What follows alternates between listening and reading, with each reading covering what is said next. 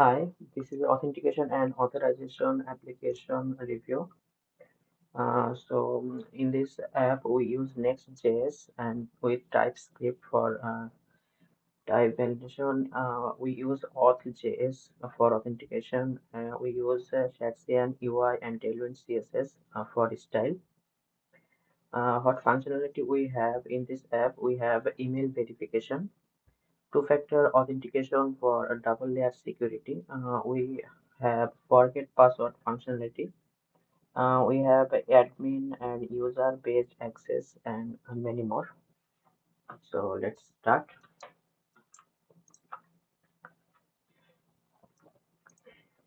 We have our app running here and we have here our database on. For backend, we use a Prisma and for database, we use PostgreSQL, a relational database. So let's create a user. I think our app is running. What's the problem? Okay. At first create a user. MD Bishal. I give my email account so 3, 4, 5, 6.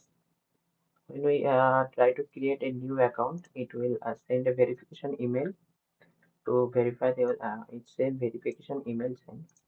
If we open our Gmail, here we have a verification email. Please verify your email. And in our database, we have a verification token. For my email, we have a verification token here and a time period.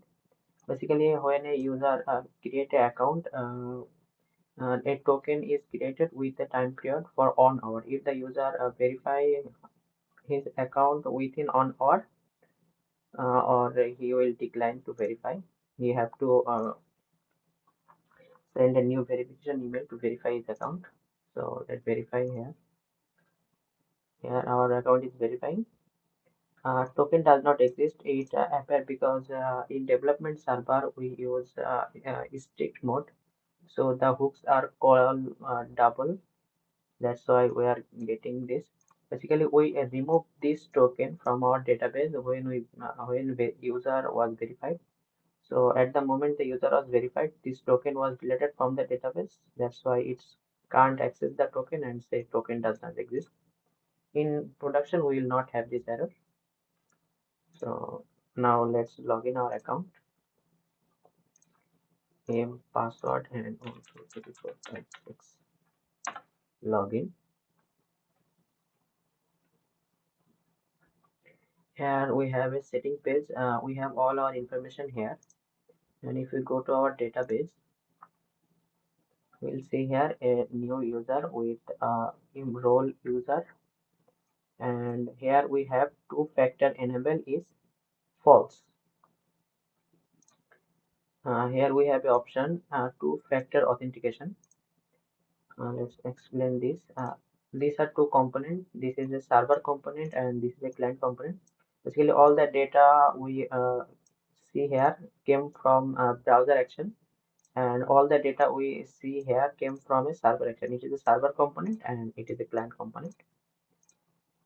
Uh, Here we have our name, email, password field for updating our password, and we have two-factor authentication. Enable, we can enable here if we turn on. Here we have our two-factor authentication off. At the moment we turn on and press update, it says setting updated. Now if we see our database, a two-factor enable is right now false. If we refresh our database, now we have our two-factor authentication true. And if we check here also, we have our two-factor authentication on. Okay, now let's update our name. We have our name is MD Bishal. Here we have MD Bishal and we have MD Bishal. Now let's remove Bishal and just give the Bishal. If we click update, it is setting updated. And if we refresh our database, we have Vishal here, and if we go, we have Vishal, and we have Vishal here. Okay. Now we turn on our two-factor authentication. When Now when we try to log in, we will get a two-factor code to verify ourselves. So log out. Let's try. Email and 1 2 3 4 5 6. Enter. We'll get a two-factor authentication code. If we check our email, we have a two-factor authentication code. Let's try give a fake two-factor authentication. We have 888 7062. Give a fake on 1 2 3 4 5 6. If we press submit, it will say invalid code. And if we check our database,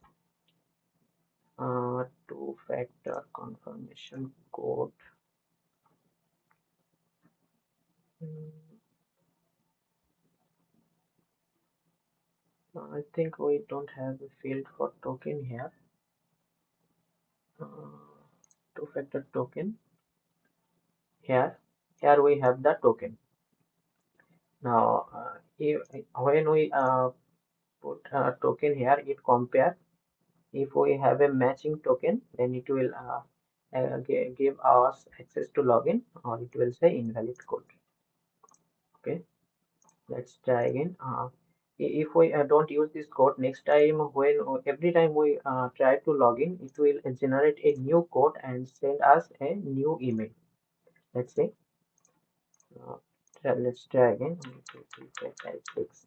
If we try to log in, it will send another email. Here we have a new mail. Now this time we have a code 744277, and if we check our database, the code will update. Here we have a updated code. The previous code was deleted. Now for two-factor authentication, we have a time limit of 5 minutes. If we don't verify ourselves within 5 minutes, the code will expire and we have to generate a new code to log in. So this time let's put correct code, press enter, and we will log in successfully. Here we have login. Okay. Now we have a redirect functionality. Let's turn off first the two-factor authentication. Update. We have to turn off our two-factor authentication. Here we have turn off. If we refresh, we will get turn off. Okay. Now we have in our server, in navigation bar, we have in the server. If we log out, it will remember that where we came from. It has a callback URL of server. Uh, let's say we want to access client. If we enter client, it will make a callback URL. So when we log in, it will redirect us to client. Let's try 1 2 3 4 5 6. Enter. It will redirect us to client. I think I put a wrong URL here. Okay, let's try again. Sorry. We have server, log out. We have a callback of server. If we try to log in our client component, it will make a callback URL, and when we log in, it will redirect us to client. Here we have redirect to client component. Okay, now we have OAuth login functionality also here. So let's try with let's say we don't want to create manually, we want to log in with Google. So if we press on Google, let's say we want to log in with this Gmail, and we are successfully logging. In by using OAuth, if we go to setting, we can we just change our name, because if we change our email, our identity will affect. So for OAuth user,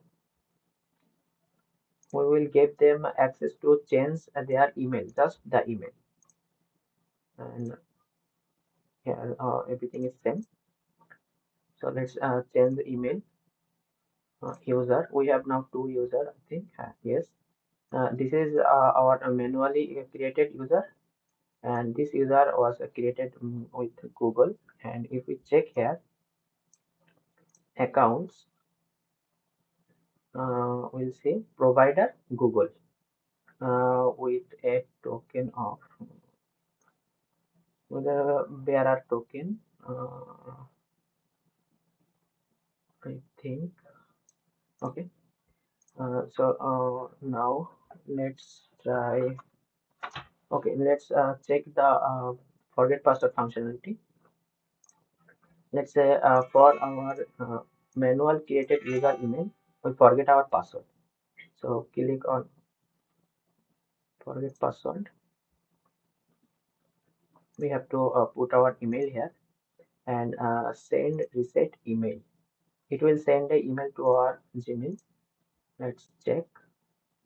Here we have password reset. Please reset your password. If we click here, we will have a form to reset our password. Let's say this time we want to give 654321 and press enter. It will say password updated. Now let's try with our new password. Let's log in with our new password. Uh, and 654321 enter, and we successfully logged in. Now we can update our password from here also, but here is thing, we have to give our previous password with a new password. If we give a wrong previous password, we will not update our password. Now here is the thing, for password we use bcrypt here. For password we use hash bcrypt js for hashing. If anyone hack our database, they will get this hashed password. They will never get our actual password. And in code, leave token, not token. Okay, let me search.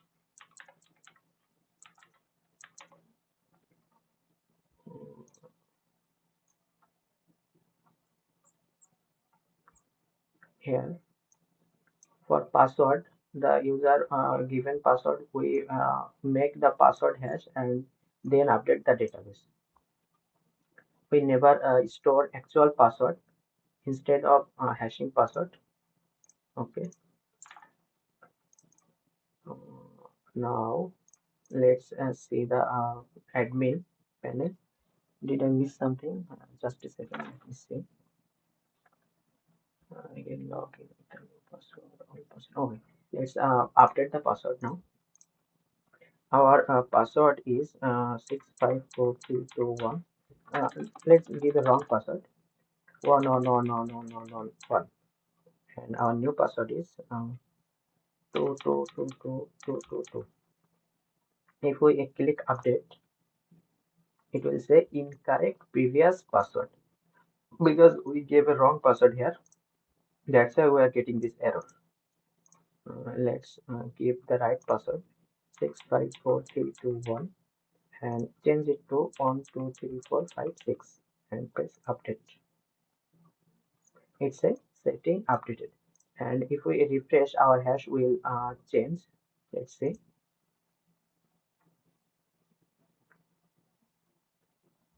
Here our hash is now changed with a different password.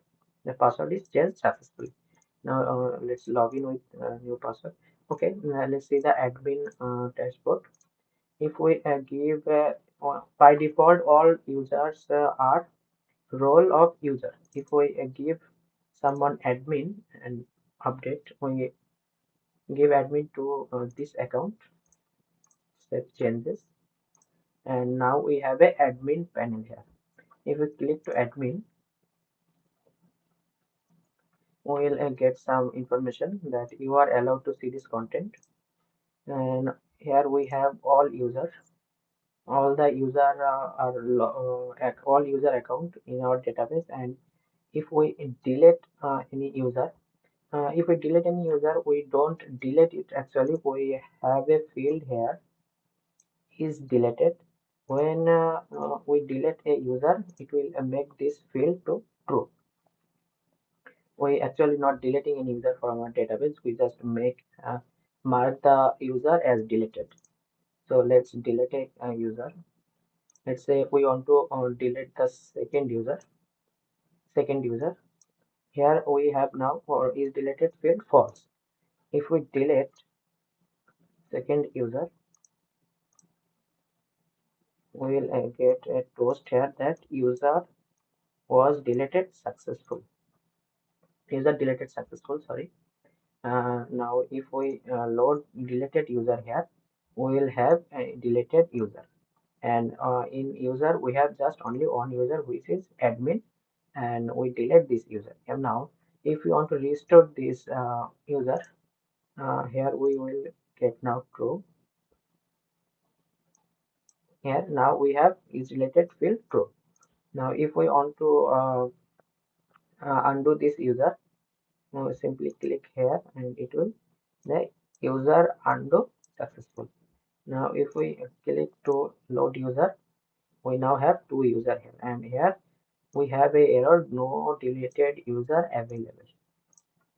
Okay, and here some server action and client action. So avoid it. Now is anything left? Just a moment. Okay. If we want to create account with an existing email, let's say with this we have an account with this email. Now, if we try to create another account with the same email, we will get an error. Let's say what you can, and we let's say we want to create account with the same email and give a password. Gmail.com. If we click create account, we will have an error that email already exists. Basically, when a user try to create an email, it check the email. If the email is already exist in our database, if the email already exists, it will throw an error that email already exists. Okay. Now let's check the GitHub login functionality. For that, I need to change my account first. Sign out and log in with a different account. So log in with this account. Okay, now let's try to log in with GitHub.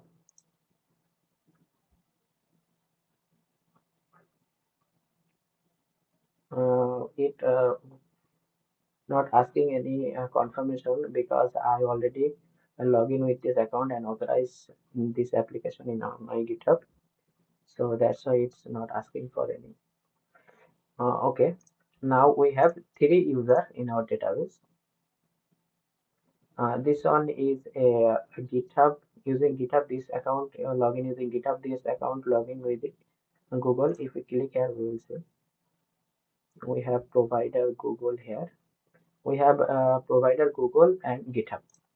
Now if we log in with our admin, let's log in with admin.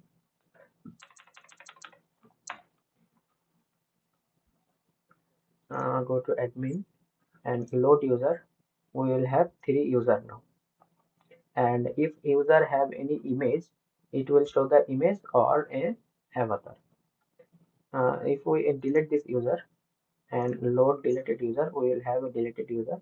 And if we undo the user, user undo successful, and if we load all user, we will see here the user is back. Okay, did I miss something? Let me see, just a moment. Forget password. Yeah, did you see forget password? Yeah, we see forget password. Database for role setting, make it just